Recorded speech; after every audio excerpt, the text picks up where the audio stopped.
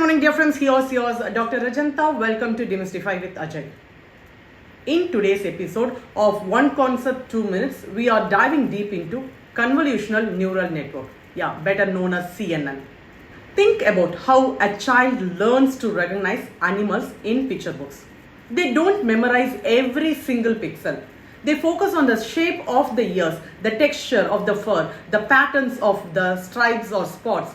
They learn to recognize patterns, not pixel. That's exactly how convolutional neural network work.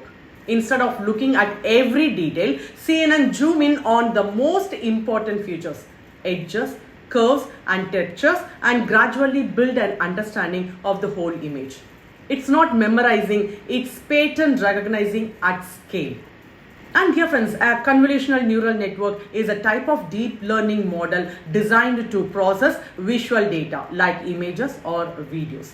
And dear friends, it works in three main steps. That is convolutional layer. These layers use small filters or kernels that slide over the image.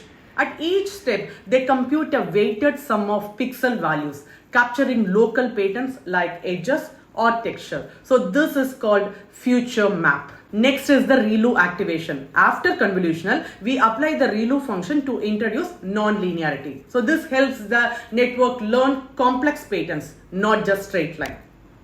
And next, pooling layers. After extracting features, we reduce the size of the feature map using pooling, like max pooling. So this makes the network faster and more efficient while still preserving the most important feature.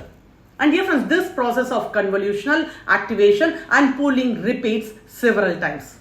A deeper layer recognize more abstract patterns, like a wheel instead of just a circle. At the end, we flatten the result and pass it through fully connected layer to make a prediction.